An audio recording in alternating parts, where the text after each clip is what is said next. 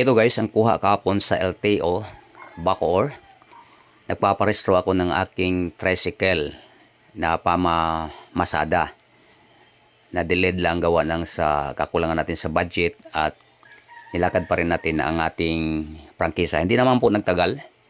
Mga ilang araw lang at lumabas na ang ating prangkisa. Kaya sinubukan kong pumunta sa LTO Bacoor gawa ng malapit na rin ang ating City Hall. Kung baka pwedeng iparehistro na wala yung unit, dahil alam naman natin magpaparehistro po tayo ng ating mga sakyan ay dadalhin natin ang ating mga unit talaga dahil may inspection po ang LTO.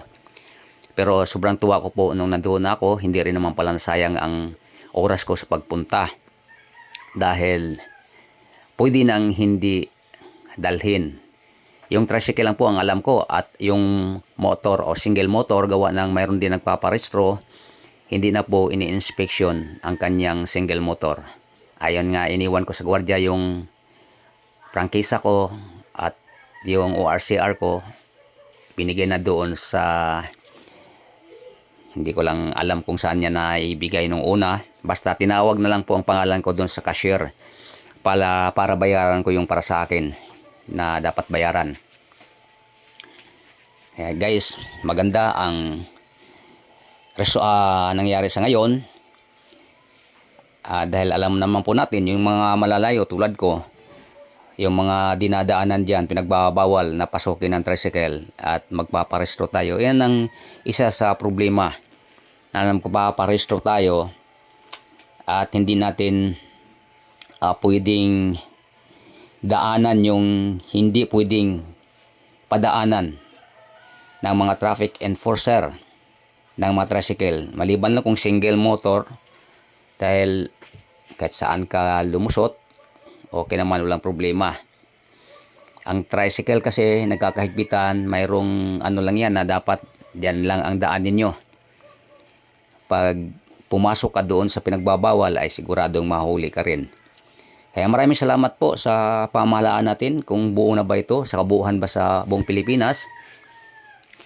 Basta dito sa Bacoor, mayroon ng prosesong ganun na okay na hindi mo dalhin ang unit mo.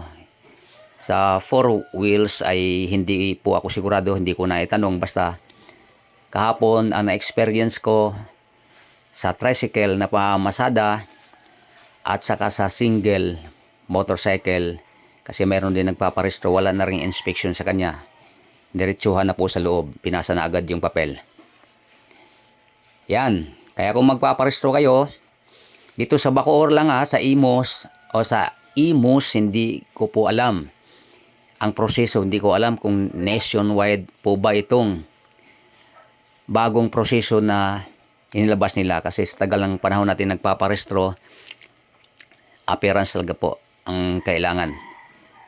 Kailangan nandiyan yung unit na ipaparehistro mo. Pero sa ngayon, para sa akin, maganda ito at bawas tension sa biyahe mo papunta doon kung saan mo ipaparehistro. Dahil tulad ng sinasabi ko, pag tricycle ay limitado po ang dinadaanan. Salamat po sa inyong pagsama sa akin sa pag-ikot dito sa LTO Bacoor. Ingat lang po ang lahat. God bless us all. Bye-bye.